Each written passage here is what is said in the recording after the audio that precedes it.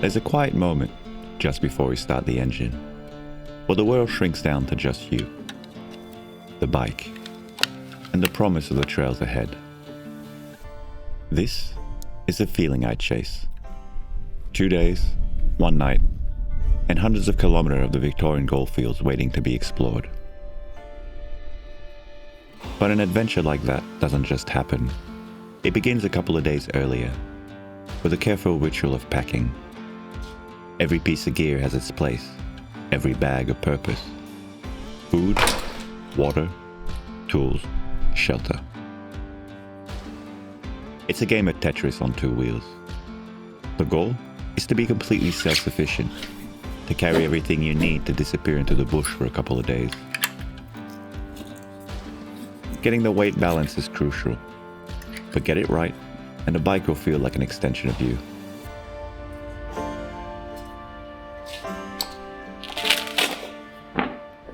My transition to a winter kit was surprisingly minimal, and aside from adding a winter tent, my -8-degree sleeping bag, an extra fleece and a pair of thermals, my gear is virtually unchanged. As a cold sleeper, I use my insulated pad all year round anyways.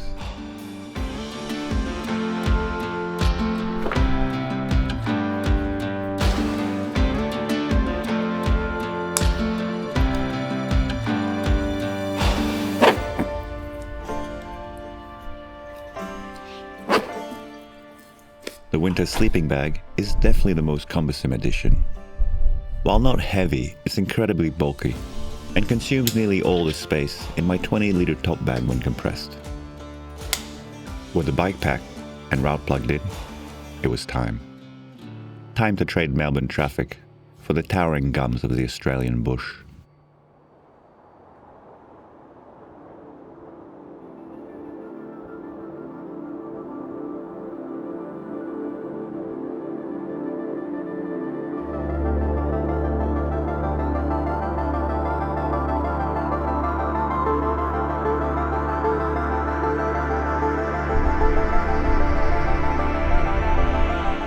Day 1 was all about heading west. The tracks in Wombat were a perfect warm-up, a mix of flowy gravel and tighter windy trails. I've always loved riding through Wombat State Forest, but today, the dense fog, early morning light, and damp trails made the experience memorable.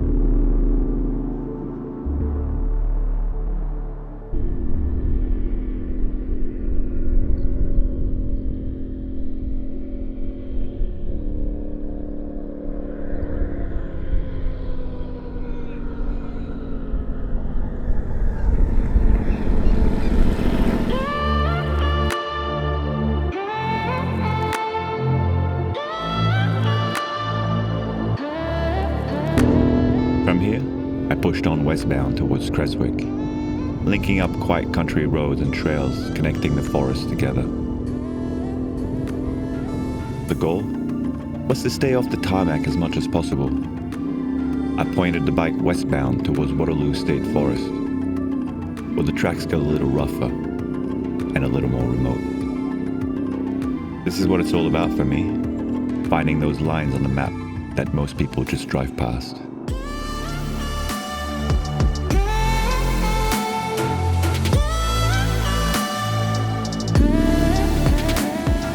I'm thrilled with how the 450MT is handling after I tweaked the suspension before the trip. It's finally dialed in for my weight and riding style. The timing is perfect.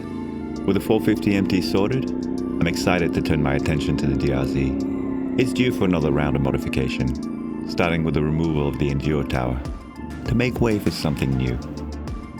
I honestly can't wait to get started with that project.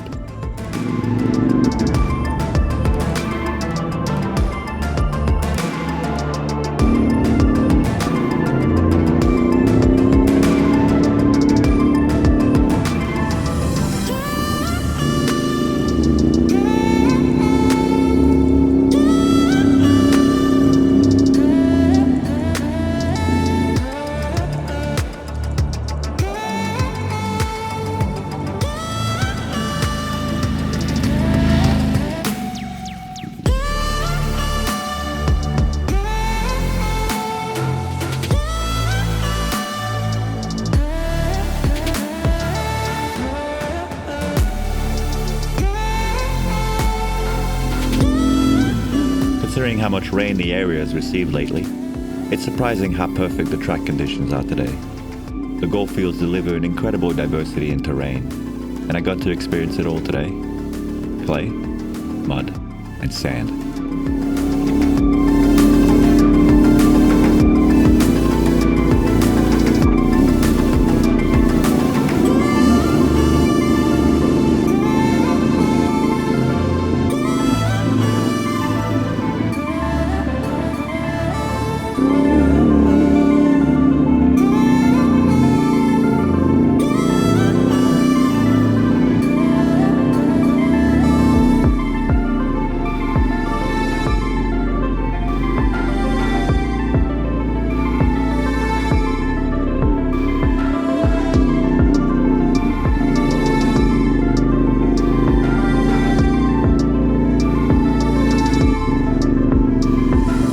After a solid few hours on the pegs, a climb to the lookout at Ben Major's State Forest was a perfect reward. A chance to stretch the legs, kill the engine, and soak in the view. You can see for miles from up here. It really puts the scale of the journey into perspective. The last push for the day was towards Cara National Park. By now, I'm starting to feel the distance in my bones. But the thought of a quiet night under the stars keeps me twisting the throttle. I've been meaning to explore Cara National Park for quite a while now. I initially found out about this park while going to the Grampian some 18 months ago. I'm glad I'm finally taking this ride off my list.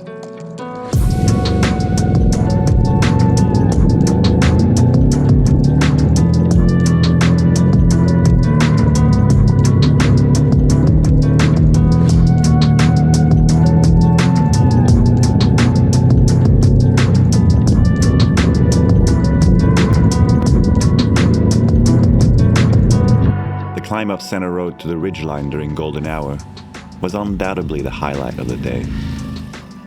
Reaching the top as the landscape bathed in warm late afternoon light made the ascent completely worth it.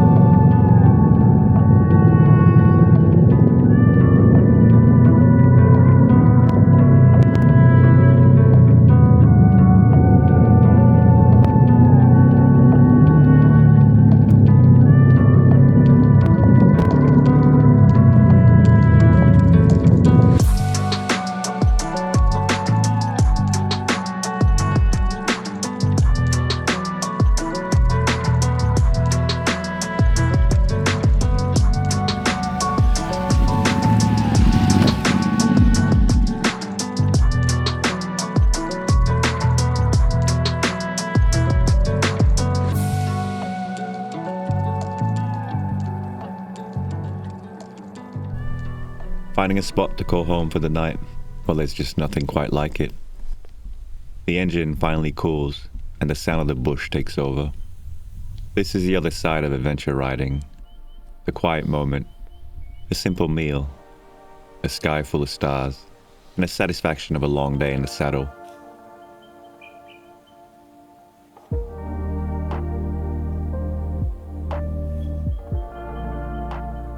Cheers, and thank you for joining me.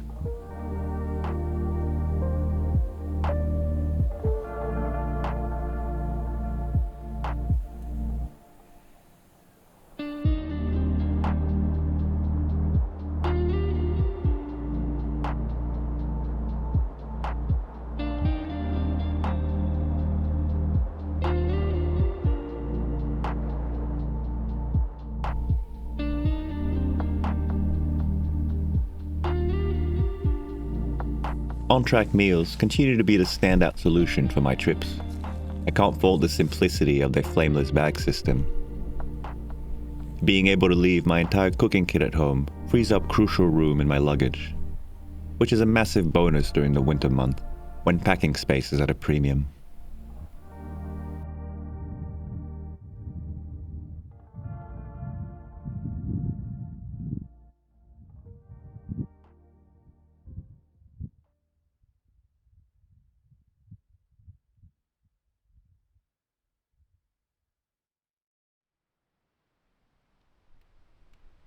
Day 2 started before the sun. An early start is always tough, packing in the cold and the dark, but the reward is always worth it.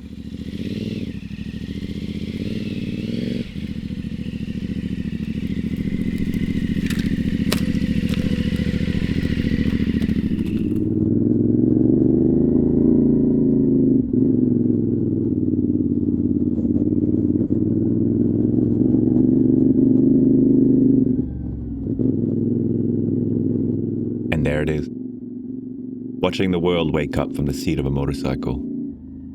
It's magic. The sky catches fire, painting the landscape in liquid gold. For these few minutes, you feel like you're the only person on Earth. It's a moment that no camera can truly ever capture.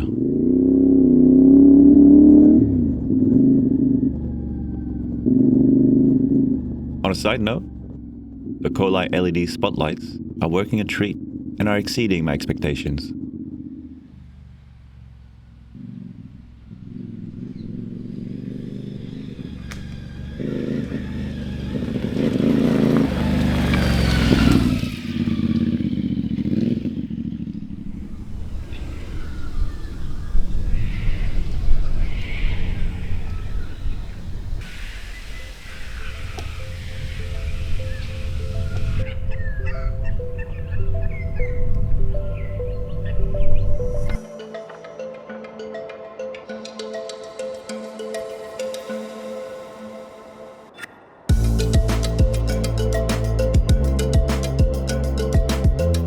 With the sun up, the route turned eastbound. The first leg took me to the tracks of Dalianong Nature Conservation Reserve and Tonstal Reserve. These places feel like they've been forgotten by time. You can feel the history in the land. Every patch of disturbed earth tells a story of the gold rush that defined this region.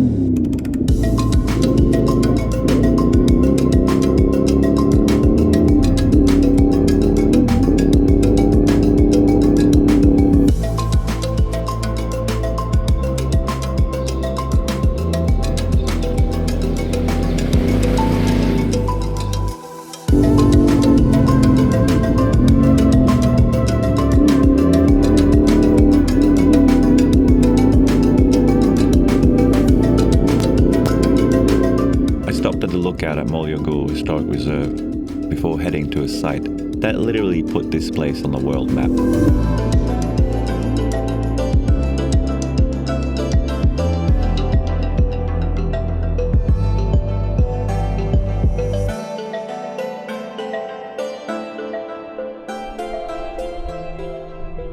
This region is steeped in history. From the lookout at Mollyagul, you can almost imagine what this place would have looked like in the 1850s, swarming with prospectors.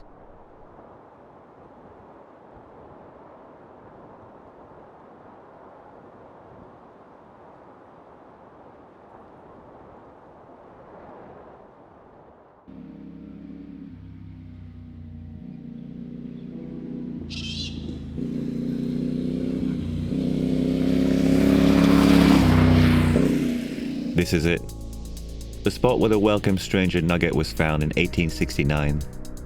It's absolutely wild to be standing here and imagine two miners unearthing the largest alluvial gold nugget ever found, just inches below the surface.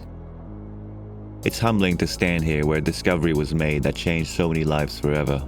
It makes me wonder how many more of these life-changing nuggets just lay there below the surface.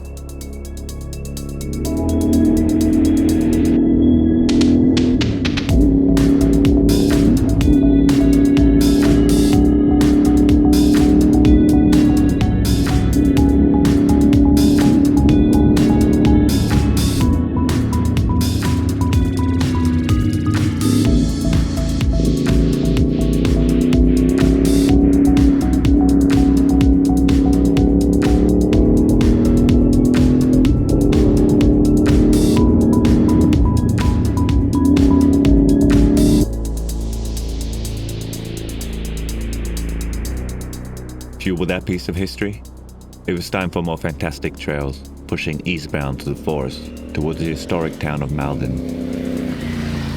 From there, I'd turn north, hitting some brilliant country tracks up to Lockwood State Forest. The riding was fantastic, a mixture of everything from sand, dirt to hard-packed clay.